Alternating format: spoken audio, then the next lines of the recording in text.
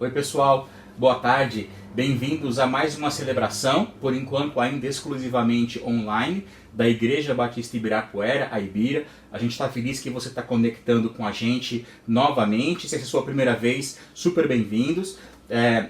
A gente tem conseguido manter a nossa comunhão durante a semana em algumas videoconferências que a gente faz online, mantendo os pequenos grupos, mantendo as reuniões de oração. Então, se você não conectou com a gente durante a semana pelos programas de videoconferência, coloca aqui embaixo no comentário ou fala com alguém que você conhece da igreja para a gente conseguir conectar você nas nossas próximas reuniões ou pequenos grupos, tá? A gente continua em plena atividade, apesar do distanciamento social que as autoridades pediram pra gente. E a gente quer fazer o possível, apesar do distanciamento, para ficar em comunhão e ficar perto uns dos outros, tá? Então, deixa a gente saber aí se você não conseguiu conectar com a gente ainda, e se você já conectou, então convida mais alguém para a gente manter essa comunhão, manter essa proximidade uns dos outros durante esses tempos que a gente está enfrentando, tá joia? Então a gente vai começar a celebração de hoje, como a gente sempre faz, com uma palavra de oração e com alguns cânticos, tá bom? Então junte-se a mim agora em oração. Eu peço que, se você pudesse, que você abaixe sua cabeça, feche seus olhos, para a gente poder ter um tempo de oração juntos. Senhor, nós te agradecemos, porque o Senhor é bom. O Senhor é um Deus que ouve e responde oração. E o Senhor é um Deus que é digno de que a gente eleve ao Senhor nosso cântico e nosso louvor. E é o que fazemos agora, e pedimos a tua direção para que a gente agrade ao Senhor em tudo que a gente venha a fazer. Em nome de Jesus. Amém. Te busco.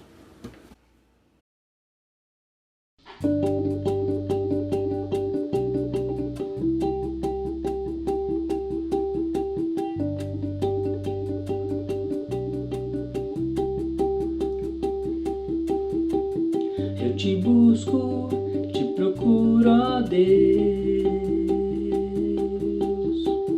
No silêncio tu estás. Eu te busco, toda hora espero em ti. Revela-te a mim, conhecer-te eu quero mais. Senhor, te quero ouvir tua voz. Senhor, te quero mais. Quero tocar-te, tua face eu quero ver. Senhor, te quero mais.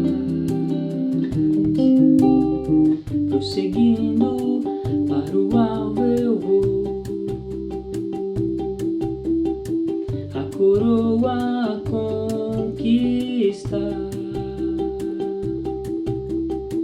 Vou lutando, nada pode me impedir. Eu vou te seguir, conhecer-te eu quero mais. Senhor, te quero ouvir tua voz. Senhor, te quero mais. Quero tocar-te, tua face eu quero ver. Senhor, te quero mais.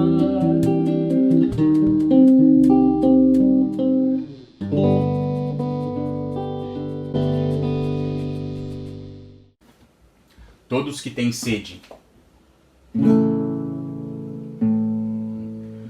Todos que têm sede, os que fracos são,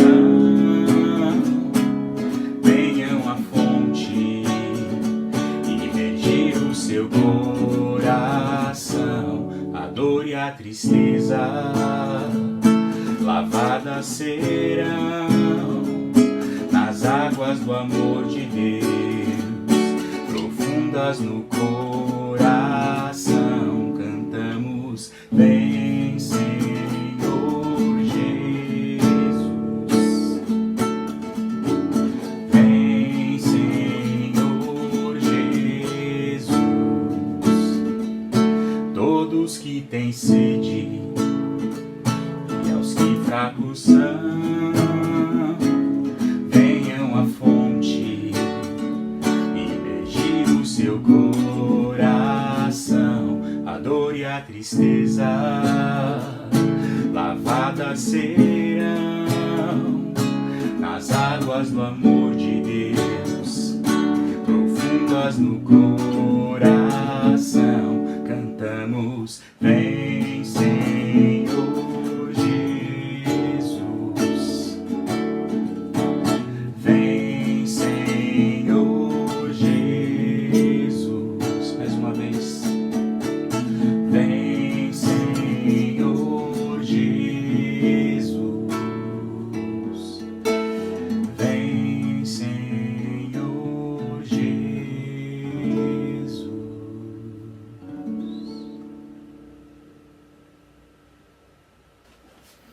Esse próximo é um cântico antigo, mas fala algo sobre aquilo que nós vamos ouvir e aprender hoje. Alguns vão conhecer como o hino 155 do cantor cristão, O Grande Amigo.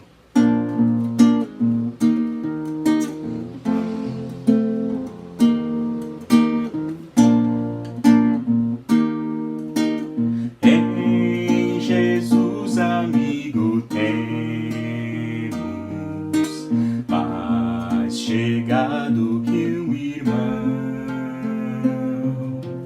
Ele manda que levemos tudo a Deus em oração.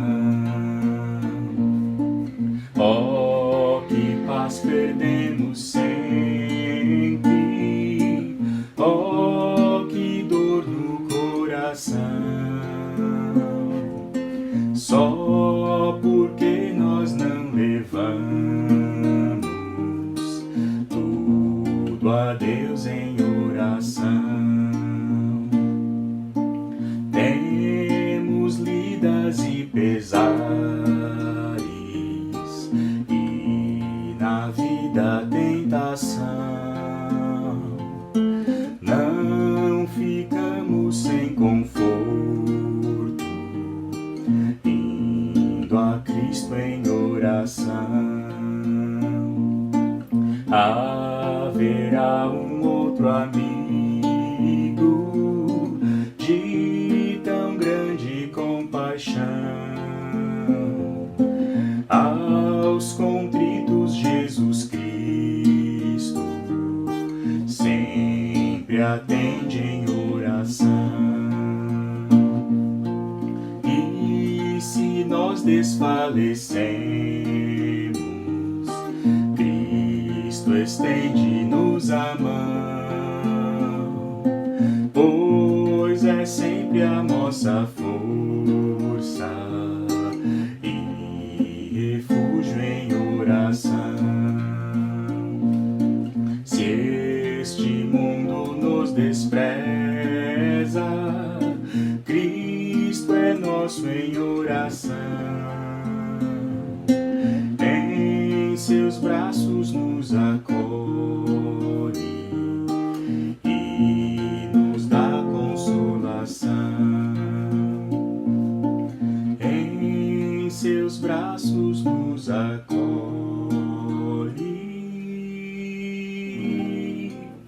e nos dá consolação.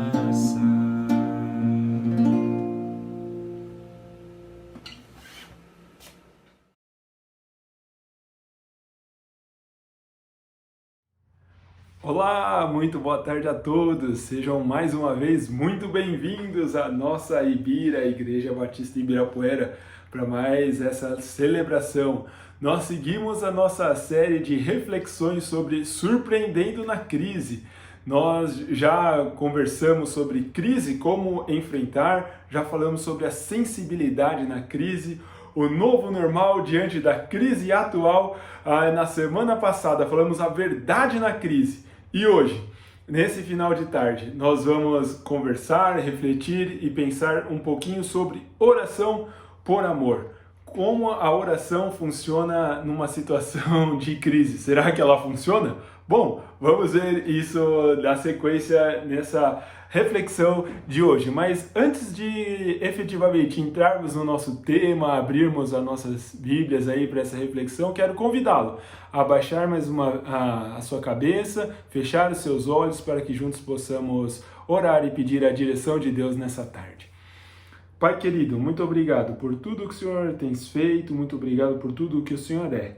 Obrigado por mais uma vez podermos juntos celebrar a vida do seu Filho Jesus Cristo, celebrar o seu amor, a consolação do teu Espírito na nossa comunidade, mesmo que de forma online, ó Pai. Nós agradecemos pela tecnologia e por essas facilidades que nos permitem que isso aconteça. Nós pedimos que nesse final de tarde o teu Santo Espírito tenha liberdade entre nós, que a tua ação poderosa possa falar aos nossos corações, que a gente, ao desligar essa conexão, possamos estar mais próximos de ti, mais perto do teu amor, mais parecidos com o teu Filho Jesus Cristo, e que a gente tenha a nossa vida de oração transformada por amor a ti, ó Pai. Assim a gente ora, pedindo a tua direção, a tua bênção, no nome de Jesus. Amém.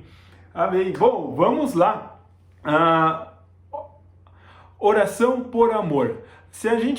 Nós já estamos há algum tempo pensando no livro de Filipenses. A gente já falou um pouquinho sobre os destinatários, em que ocasião essa carta foi escrita, mas sabe uma coisa que a gente ainda não conversou? É quando essa igreja de Filipos foi iniciada. Se você voltar na sua Bíblia algumas páginas aí, na carta de Atos dos Apóstolos, que Lucas escreve, ele mostra ali como isso começou.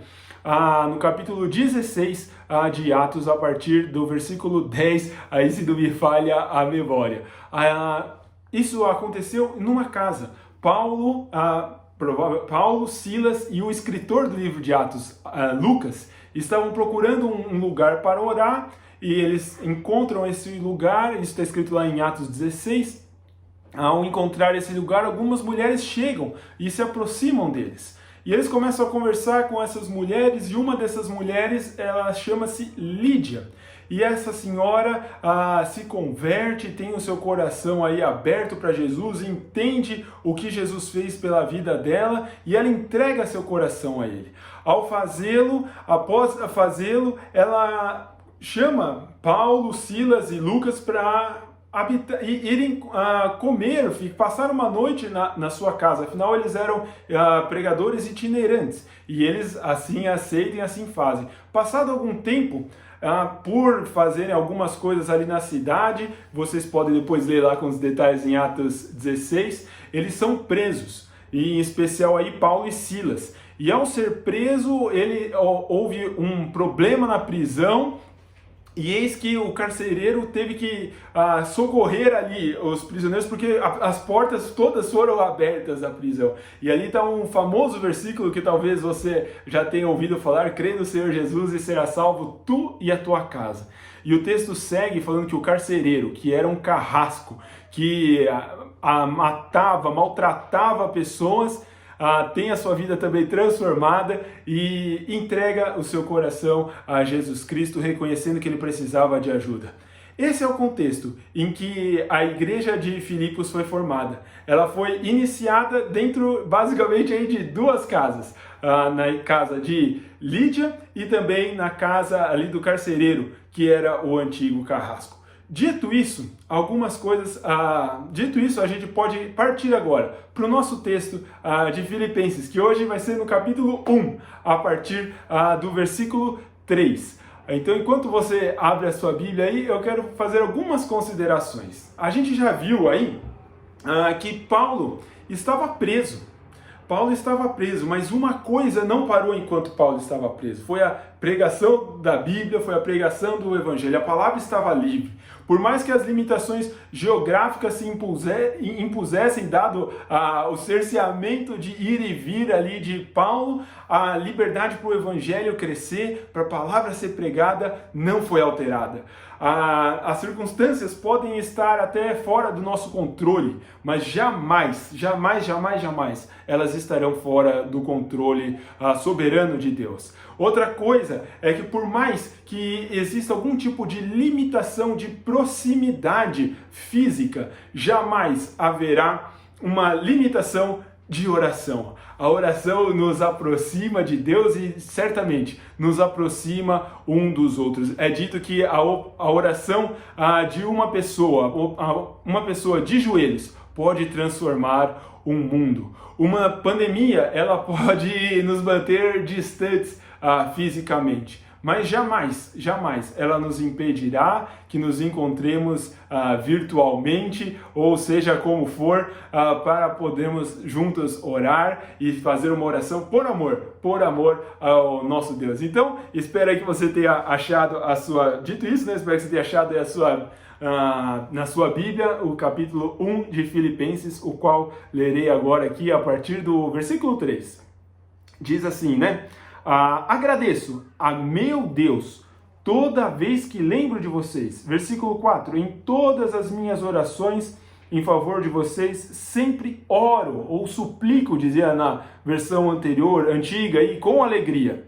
Por quê? Por causa da cooperação que vocês têm dado ao Evangelho, desde o primeiro dia até agora. Estou convencido de que aquele que começou a boa obra em vocês vai completá-la até o dia de Jesus Cristo, até quando Jesus voltar. Versículo 7. É justo que eu assim me sinta a respeito de todos vocês, uma vez que os tenho em meu coração, pois quer nas correntes que me prendem, quer defendendo e confirmando o Evangelho, todos vocês participam comigo da graça de Deus. Deus é minha testemunha de como tenho saudade de todos vocês com a profunda afeição de Cristo Jesus Cristo. Essa é a minha oração, que o amor de vocês aumente cada vez mais em conhecimento e em toda percepção, para discernirem o que é melhor, a fim de serem puros e irrepreensíveis até quando? Até o dia de Jesus Cristo, cheios de fruto de justiça, fruto que vem por meio de Jesus Cristo, para a glória e louvor de Deus. A oração por amor a Deus, ela é marcada por alguns aspectos a partir dessa leitura aqui de Filipenses, os quais nós vamos ver. E logo de cara, o primeiro é uma oração cheia de lembranças. Olha só o que Paulo fala aqui no versículo 3. Agradeço ao meu Deus todas as vezes que me lembro de vocês. Ele diz que é uma alegria que ele traz boas recordações. Às vezes as lembranças podem nos trazer tristeza, podem nos jogar para baixo, pode trazer coisas ruins à nossa memória. Mas Paulo, ao olhar para a igreja lá de Filipos, aquilo trazia alegria para ele, animava o seu coração. E hoje, sinceramente, já é o 6º domingo que a gente passa distantes fisicamente. Mas uma coisa, confesso que para mim é motivo de alegria, é saber que por mais que estejamos distantes fisicamente, a gente está unidos no mesmo propósito de vida, de amor a Deus, de orar a Deus e de certa forma juntos a poder ser gratos a Deus pelo que Deus tem feito através da nossa querida Ibira, da igreja que Deus tem nos dado. E sabe de uma coisa? Paulo, ele não tinha aqui tantas razões para estar alegre. Porque quando ele esteve lá em Filipos, essa parte eu pulei da história, quando eu falei no comecinho, ele foi antes de ser preso, ele foi açoitado, ele foi maltratado também, ele foi chicoteado, o texto fala ali em Atos 16. No momento que ele está escrevendo essa carta aqui ao pessoal lá de Filipos, ele também está preso. Então se você olha para o passado, de quando ele estava naquela cidade preso. Se você olha pelo presente aqui, também preso. Mas sabe o que faz Paulo ter alegria? Que as situações circunstanciais, as situações momentâneas, as situações passageiras não são aquilo que são o objeto final da memória e do ponto fixo da existência de Paulo. Paulo tem uma perspectiva de vida diferente além do hoje e do passado. Ele olha para o futuro, ele olha para aquilo que está além, ele olha para aquilo que está no porvir, que é o dia de Jesus Cristo. Então, por ele olhar para aquilo que está no porvir, que é o dia da suprema vitória de Cristo, triunfante sobre o mal, seja ele qual for, ele pode se alegrar. E ele se alegra ao falar isso, e ele se alegra fazendo isso e escrevendo isso para a igreja ali do pessoal de Filipos. E isso é muito interessante de observar. Então, a primeira característica aí de uma oração por amor a Deus é que ela é cheia de boas lembranças, cheia de alegria, cheia de gratidão. E olha só que interessante, essa alegria, essa gratidão, ela é desdobrada a partir das pessoas que conhecem a Jesus. Porque a gente comentou no início da nossa reflexão aqui que ao coração de Lídia e ao coração do carcereiro ali de Atos 16, de Filipos, serem abertos, o que foi que aconteceu imediatamente com eles? Eles abriram as suas casas, abriram os seus lares para as pessoas que estavam ali falando sobre Jesus, para Paulo, Silas e provavelmente Lucas. Isso é interessante da gente observar, porque a palavra de Jesus, a palavra de Deus, quando entra na nossa vida, ela reflete uma alteração interna, imediata, de certa forma, dentro da nossa vida, do nosso viver. A gente passa a ser, a nossa realidade de vida passa a ser altruísta, passa a ser mais a mão aberta, passa a ajudar mais as pessoas. E isso glorifica, claro, a Deus. Mas, pois bem, essa oração cheia de lembranças é a primeira característica que a gente vê aí. Agora, o segundo aspecto muito interessante que a gente vê aqui é que essa oração de Paulo, ela é cheia, sim, agora de alegria. Primeiro, boas lembranças, agora alegria. Olha só o versículo 4. Como que era essa oração alegre? Em todas as minhas orações em favor de vocês, sempre oro com alegria. Primeira, uma coisa interessante da gente observar aqui, ele sempre orava. A oração alegre de Paulo, a oração por amor a Deus, era uma oração contínua. Por mais atarefado, por mais demandas que ele tivesse, ele não renegava, não negligenciava a oração de lado. Mas sim, ele sempre orava. Em outro lugar na Bíblia, Paulo disse, né? Orai sem cessar. Ele não deixava de fazê-lo, ele não parava de orar, ele sempre orava. E olha só como que era uma outra característica dessa oração alegre de Paulo. Ele fala aqui no meio do versículo, né? Em favor de vocês, ou a versão antiga dizia em favor de todos vocês. É uma oração abrangente. Paulo, como o cara que iniciou a igreja ali de Filipos, ele não orava só pelos queridinhos dele, mas ele orava ali por todas as pessoas que faziam parte da igreja ali de Filipos. Já fica aqui de certa forma um alerta e uma chamada à oração da nossa comunidade como Ibira, para que a gente se lembre de orar realmente por todas as pessoas da nossa comunidade, durante esse tempo aqui, um pouco de distanciamento físico pelo qual estamos passando. E é interessante observar que essa oração cheia de alegria de Paulo era uma oração humilde. Ele fala ali, o sempre oro, a tradução também antiga dizia que era uma oração, que era uma súplica, era uma oração humilde, isso dá a ideia de alguém carente, necessitado. E hoje em dia a gente vê muita gente que determina, ordena, manda que Deus faça determinadas coisas. A postura bíblica não nos leva a concordar com esse tipo de atitude, mas sim a nos colocarmos no nosso devido lugar, numa posição realmente de submissão à vontade de Deus, entendendo que é Deus quem efetua em vós tanto querer quanto desejar, que é um versículo aqui que também está no capítulo 2 aí, de Filipenses. E certamente, quanto mais intimidade nós tivermos com Deus, mais dependência e mais humildade diante dele nós teremos.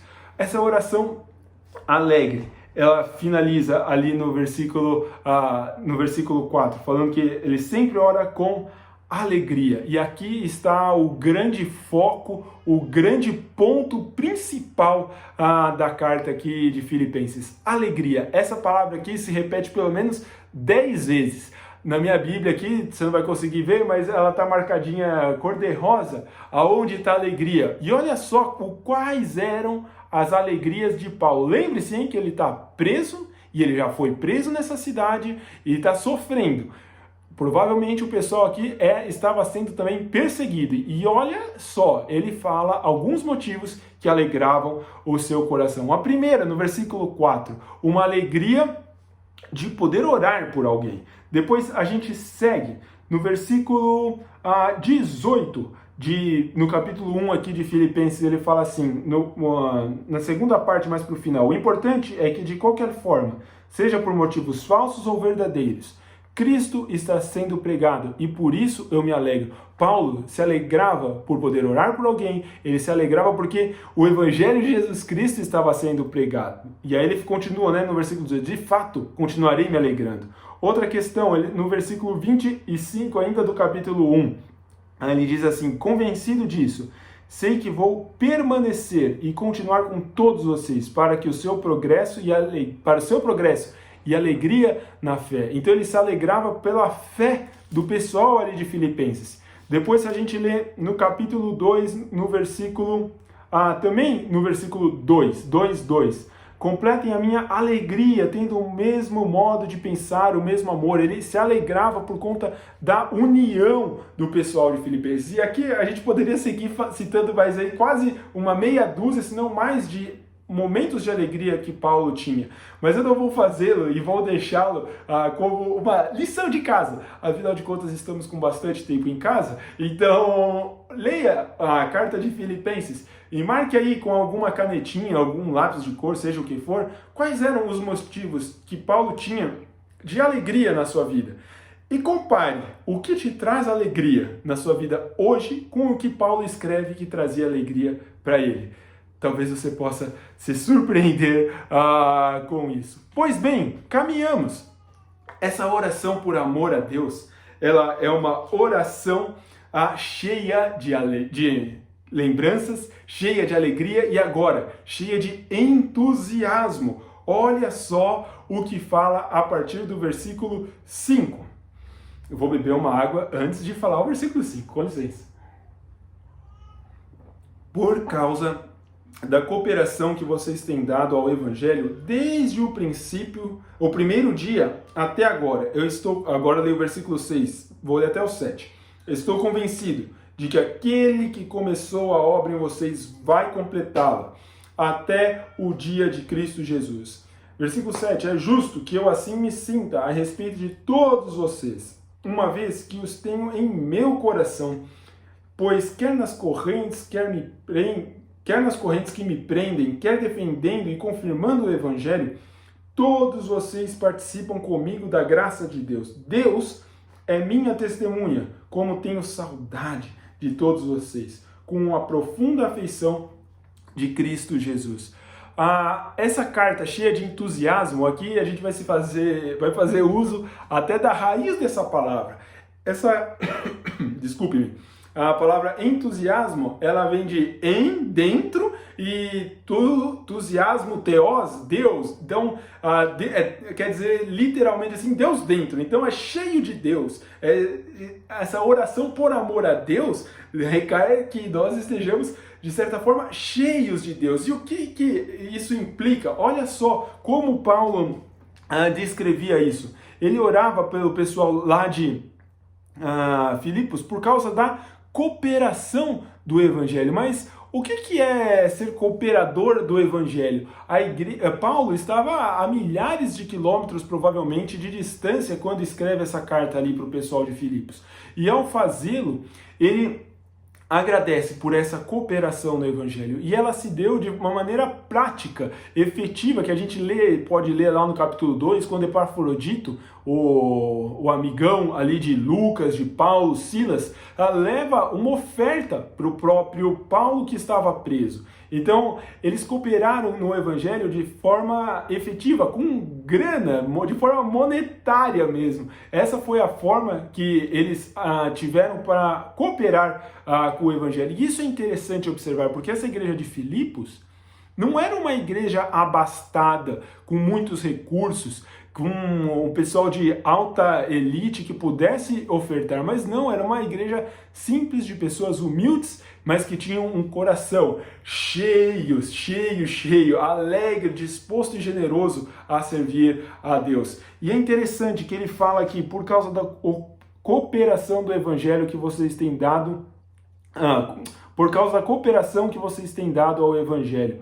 E essa cooperação aqui, a palavrinha aqui é interessante, que é koinonia. E é uma palavrinha que muitas vezes é utilizada para pequenos grupos, para comunhão, para encontros de pessoas, alguma coisa assim, né? Talvez se você é cristão aí há um pouco mais de tempo esteja familiarizado com esse termo. Mas na realidade aqui, essa palavrinha foi muito bem, claro, traduzida aí da NVI por cooperação, que dá a ideia de fazer uma parceria efetiva num projeto do reino de Deus. Essa é a grande ideia, é de ser parceiro, de ajudar, de enquanto um está na linha de frente, o outro está aqui segurando a corda. Então essa é a ideia de parceria, de união, de que um ajuda e coopera com o outro. É sim não é uma áurea espiritual, algo distante assim não, mas sim um compromisso em atividade efetiva aí no reino de Deus. E quando que essa igreja se tornou cooperadora? Isso é importante até para nós como Ibira, que estamos prestes a comemorar 1 ano de existência daqui a um mês, temos isso gravado na nossa mente. Ela começou a cooperar com o Evangelho desde o primeiro dia. A igreja de Filipos, ela foi cooperadora com o ministério, com o trabalho de Paulo, de pregação do Evangelho, de propagação do reino de Deus, desde o primeiro instante, na casa de Lídia, como nós já falamos, e na casa do carcereiro. Logo no começo, isso se efetivou. Não foi algo que demorou. Se a gente começa de uma maneira certa, correta, é muito mais fácil que a gente vai trilhar o caminho correto, colocar recurso onde deve ser colocado, empregar esforço onde deve ser empregado. Se a gente começar de maneira torta, olhando para o lado errado, colocando recurso onde não deve ser posto, a gente vai ter problema. Quando a igreja começou a ser cooperadora com o Evangelho? Desde cara, logo do início. Por isso que em breve, agora o recado aqui ao pessoal da Ibira mesmo, vamos iniciar a nossa cooperação aí com alguns missionários, algumas pessoas que estão iniciando igrejas no Brasil ou fora dele, para que a gente coloque o nosso recurso, aquilo que a gente tem, aquilo que Deus tem nos dado de uma maneira útil e realmente para a multiplicação de pessoas que conheçam a Jesus e que elas tenham uma nova realidade de vida, assim como a maioria aqui de nós tem. Bom, fechado esse parênteses, vamos voltar. Por que essa oração ela é cheia de entusiasmo? Olha só por que Paulo ora aqui. Ele é entusiasmado pela uma segurança na salvação e uma certeza dela. Olha só, versículo 6. Estou convencido de que aquele que começou a boa obra em minha vida, em vocês, vai completá-la até o dia de Cristo. Que obra aqui Paulo está se referindo? A obra aqui é realmente a obra da salvação. Betinho, que história é essa de obra, salvação? Obra para mim é o canteiro ali de obra do governo que nunca acaba. Isso é verdade. Mas a salvação é o seguinte: Deus criou o homem, mas o homem certa vez pisou na bola e antes disso o homem tinha plena conexão com Deus, mas aí o homem pisa na bola e ele se distancia de Deus, o homem fica afastado de Deus, e ao ficar afastado de Deus por conta de uma coisa, ele fica afastado de Deus por conta de uma coisa que aconteceu: o pecado. O homem quis ser igual a Deus, e isso não tem como, porque não tem como a criatura querer ser igual ao Criador. Então nisso houve esse distanciamento.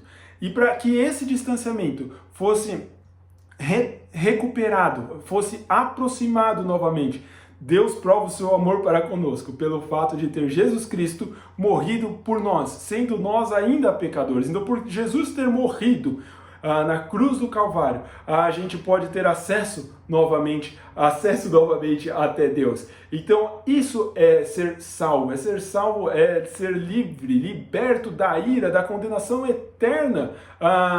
E não somente da condenação eterna, mas da opressão que o pecado ocupa na nossa vida hoje já. Então, é ser liberto a partir do momento que a gente conhece Jesus até a eternidade, até o porvir inteiro. E Paulo tinha certeza de que isso tinha acontecido na sua vida. Por isso ele fala, estou convencido. Ele estava plenamente certo. Não era uma situação hipotética, uma hipótese, algo distante, aleatório, mas sim uma certeza experimental. E ele sabe que isso ele experimentou. E quem que foi o agente disso na vida dele? Estou convencido de que aquele que começou a boa obra, quem é esse aquele? Que é Deus, é o próprio Pai. Foi Ele, é Deus quem abre o nosso coração para que a gente possa reconhecer a nossa necessidade do amor de Jesus na nossa vida. Deus é quem efetua esse início da obra aí. Então, foi Deus quem fez essa obra na vida dele. Ele foi o agente da salvação. E o texto segue falando de qual é a natureza dessa salvação. Ele fala assim, estou convencido de que aquele que começou a boa obra. A natureza dessa obra divina não é má, não é maculada, não é ruim. Ela é boa. E ele fala que ele começou em vocês, não é apenas por nós. Jesus não apenas morreu por nós, mas ele morreu em nosso lugar, porque a culpa do pecado, do distanciamento de Deus, era nossa, como a gente viu na semana passada, no domingo de ceia que participamos, mas foi em nós que Deus fez a boa obra na nossa vida. E aí o texto segue, qual é a dinâmica dessa salvação? Aquele que começou a boa obra, vocês vai completá-la. A obra de Jesus na nossa vida, a obra que Deus faz na nossa vida, não é uma obra estatal, não é uma obra da prefeitura, não é uma obra do governo federal que nunca acaba. Tem aqui perto de casa um monotrilho que era para ter ficado pronto na Copa de 2014. Estamos em 2020, o monotrilho ainda não está pronto. 6 anos se passaram, isso a partir de hoje, ano de 2020. A obra de Jesus não é obra estatal. A obra de Jesus tem começo, tem meio, tem fim. A gente canta uma música, justificado eu fui, santificado eu sou, estou sendo, e glorificado serei. A obra de Jesus Cristo na nossa vida, ela nos justifica daquele pecado que a gente teve. Hoje, Deus nos santifica, Ele está nos justificando. Estamos num processo de santificação, o qual nos leva a nos aproximarmos de Deus e ser mais parecidos com Jesus Cristo. E no fim, no porvir, até o dia da obra de Cristo. Isso aqui é muito legal. E a gente vai ser glorificado, a gente vai ser perfeito. Eu não vou ter mais falhas de cabelo, não vou ter mais cicatrizes no corpo. Vai ser, olha, cicatriz a gente ainda vai ter, vai lembrar, mas a perfeição vai estar reinando. Eu não vou ter mácula, nem eu nem você não vamos ter defeito algum. Vamos estar perfeitos e plenamente perfeitos diante do nosso Senhor Jesus Cristo. E isso é a consumação, que é até o dia de Jesus Cristo podendo viver aí sim em plenitude. E essa oração entusiasmada, ela também é devida por conta de uma proximidade relacional. Olha só o que Paulo fala aqui a partir do versículo 7. É justo que eu assim me sinta a respeito de todos vocês, uma vez que os tenho em meu coração, pois quer nas correntes que me prendem, quer defendendo e confirmando o Evangelho, todos vocês participam comigo da graça de Deus. Deus é minha testemunha de como tenho saudades de todos vocês, com a profunda afeição de Cristo Jesus. A proximidade aqui relacional, ela é percebida a partir da palavrinha aqui do verbo sinta. É justo que eu assim me sinta. Semana passada, a gente falando no capítulo 2, a gente falou no versículo 5, seja a atitude de vocês. A versão antiga, tenham o mesmo sentimento que houve em Cristo Jesus. A palavra ali de 2,5 é a mesma de 1,7. E a gente falou que ela é a palavrinha frônesis, que é tanto o sentir, é algo que move a nossa existência, quanto a nossa atitude. Então é justo que eu assim me sinta. Ele está dizendo que aquilo que ele sente, aquilo que ele vive, aquilo que arde dentro do coração dele é realmente por conta de uma proximidade relacional. Paulo tem o pessoal ali de Filipos no seu coração por alguns motivos. Ele elenca aqui no texto de Filipenses. Por conta, um primeiro motivo aí, quer nas correntes que me prendem. O pessoal, na hora de sofrimento, na hora de dor, poxa, ele agradece ao povo porque eles estavam juntos com ele. Então, quer no momento de dor, quer no momento de sofrimento, ou uma outra circunstância, quer defendendo o evangelho, eles faziam uma defesa daquilo que os fazia realmente viver e o que os fazia serem ricos diante de Deus nessa circunstância. Então, quer numa hora de sofrimento, quer numa hora de defesa, Paulo estava com eles ali, os tinha próximos, e Paulo tinha uma saudade tamanha, que é uma saudade com profunda afeição de Cristo Jesus. E aqui essa ideia é de uma saudade tão grande, mas tão grande, que essa profundeza dessa afeição é algo realmente muito profundo. A palavrinha aqui dá a ideia de visceral, das mais profundas entranhas, do centro das emoções, aí para a turma grega que foram os leitores originais dessa carta. Então a gente vê que a oração por amor é uma oração cheia, que é uma oração cheia de lembranças, é uma oração cheia de alegria, é uma oração cheia de entusiasmo. E agora, por fim, a gente vai caminhar para o desfecho dessa nossa reflexão hoje, vendo que essa oração por amor a Deus é uma oração de crescimento. Olha só que interessante o que está escrito aí nos versículos de 9 a 11. Esta é a minha oração, que o amor de vocês aumente cada vez mais em conhecimento, em toda percepção, para discernirem o que é melhor, a fim de serem puros e irrepreensíveis. Até quando? De novo, vem essa expressãozinha aqui no texto. Até o dia de Cristo, cheios do fruto de justiça.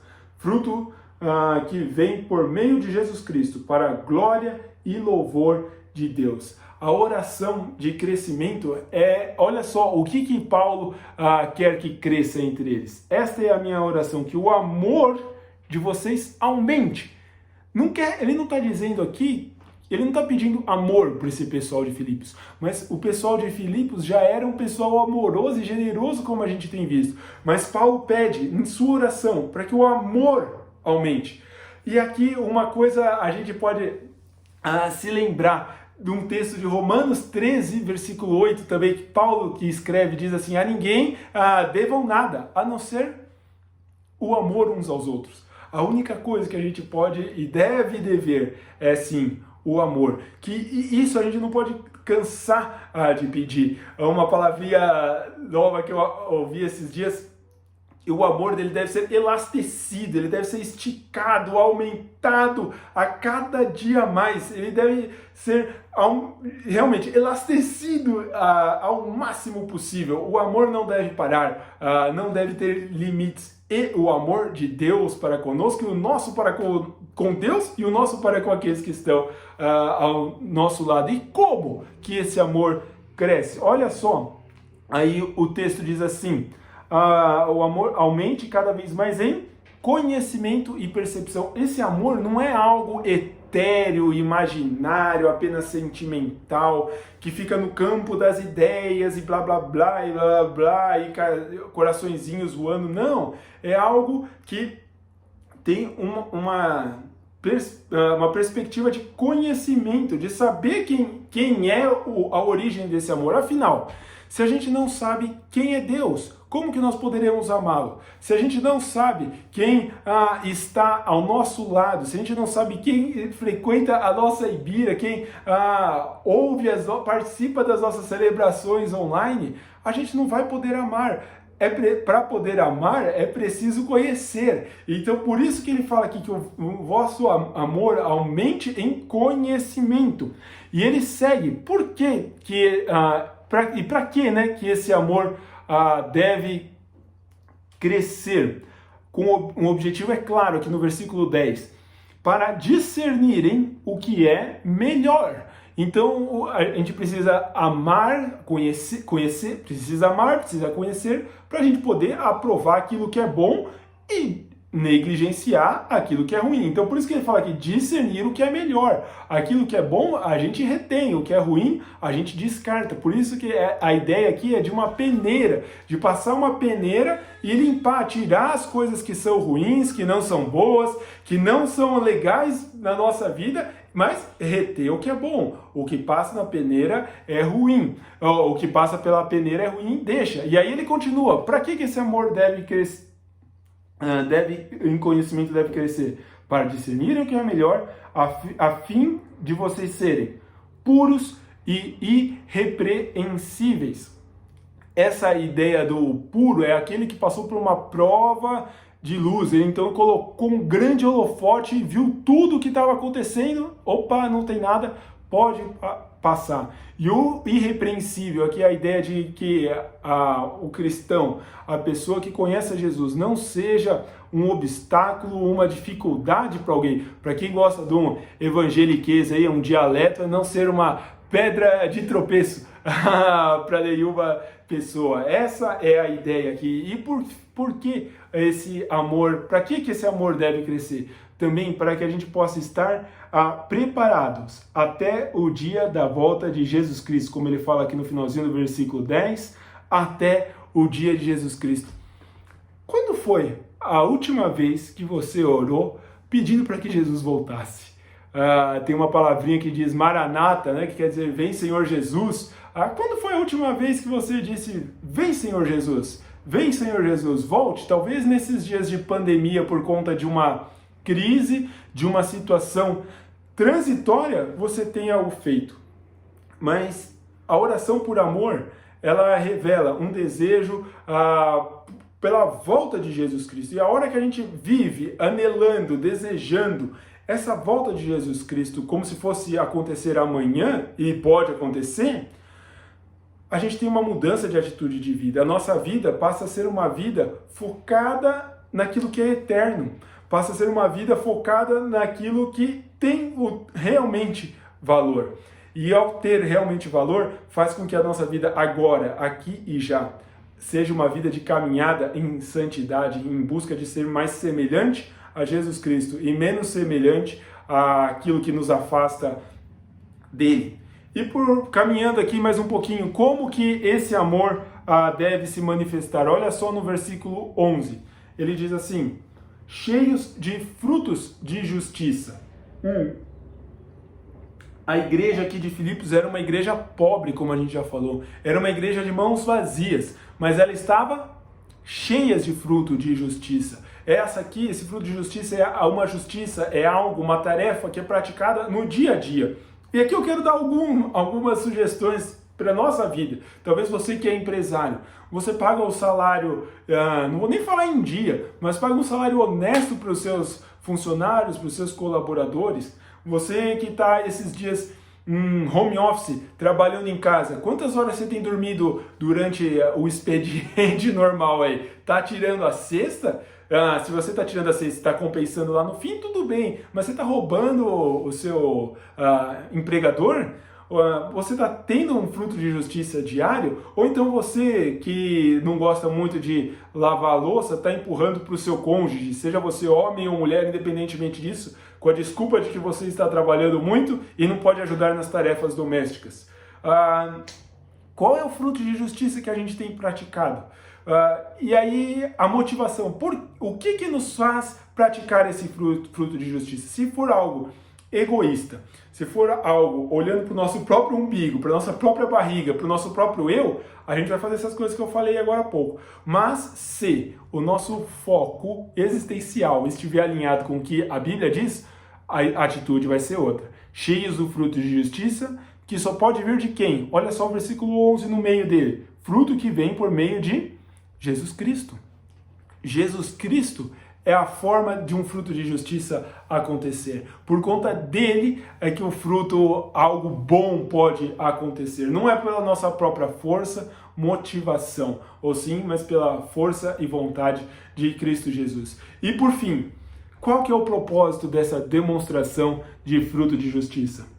O finalzinho do versículo 11 fecha da mesma forma que fechamos domingo passado. Para a glória e louvor de Deus. O fim último de todas as coisas é a glória de Deus. Tudo é por Ele e para Ele. E olha só que interessante, no versículo 6 dizia que o Filho trabalhava para a glória do Pai. Agora aqui no versículo 11 fala, ou no versículo 6 dizia que Deus trabalhava para a glória do Filho. Agora aqui no versículo 11, o Filho trabalha para a glória do Pai. A oração por amor a Deus, que é uma oração que traz à memória aquelas boas recordações, que é cheia de alegria, que é cheia de entusiasmo, que é uma oração por crescimento. E você viu qual o crescimento aqui, né? Ela conclui com a glória a Deus. Diante dessa oração que Paulo faz a Deus, recheada de amor aí, né? No seu contexto, eu fiquei me perguntando, quando estudava e pensava e meditava nesse texto, como têm sido as minhas orações? Será que elas têm sido mesquinhas, arrogantes às vezes, prepotentes, orgulhosas, egoístas, autocentradas? Ou as minhas orações têm sido em prol do meu próximo, têm sido orações independentes das circunstâncias momentâneas que tenho passado, preocupadas com a pregação do Evangelho, preocupadas com o crescimento do Evangelho, preocupadas com a expansão do reino de Jesus Cristo, preocupada com o próximo, preocupada com as pessoas que estão ao meu redor? Foram algumas das perguntas que me fiz. Será que a gente tem orado apenas pelos nossos caprichos e futilidades? A oração por amor a Deus é uma oração alegre, que revela a glória de Deus. Ela é uma oração constante, independente das circunstâncias. Ela é grata a Deus por tudo que Ele fez em nós. E uma coisa, que nós temos até tentado fazer isso recorrentemente aqui em casa, é uma oração pela salvação daqueles que estão ao nosso redor, em especial aqui desse quarto, pelas nossas filhas.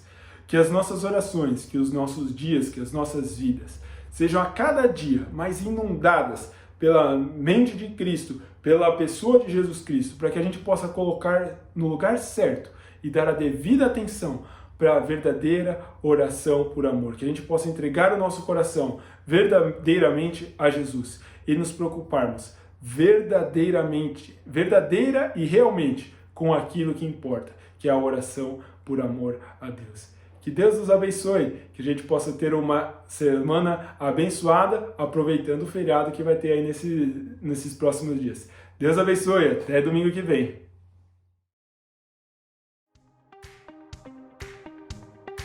Olá pessoal, tudo bem? Como estão suas contribuições? Tudo certo? Caso vocês estejam tendo alguma dúvida ou alguma dificuldade, fale com a gente. E não se esqueça de, quando for fazer sua contribuição, adicionar os 25 centavos no final do valor e enviar o comprovante por e-mail. E essa semana não teremos PG, mas teremos um encontro Ibira online na quarta-feira, dia 22, das 8h30 da noite às 10 horas, pelo aplicativo Jitsi Meet. Anote o nome e já faça o download. Não fique sozinho, esteja com a gente, esperamos vocês!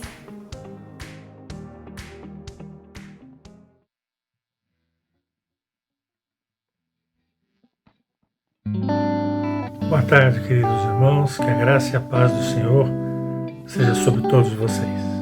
Estamos aqui mais uma vez nesse final de tarde, começo de noite, para colocar as nossas orações, nossos agradecimentos a tudo que Deus tem feito nas nossas vidas, e clamar a Deus por todo esse tempo que nós estamos vivendo nestas últimas semanas, nesses últimos meses, com essa pandemia, com essa doença que vem assolando todo o mundo, não só nós aqui no Brasil.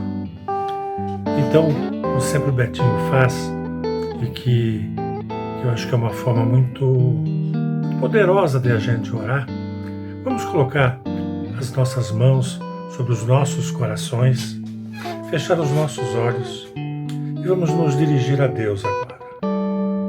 Senhor, em nome de Jesus, Pai, é no nome de Jesus que nós estamos aqui aos pés do Teu altar, Pai, trazendo esta situação de doença que vivemos aqui no nosso país e no mundo.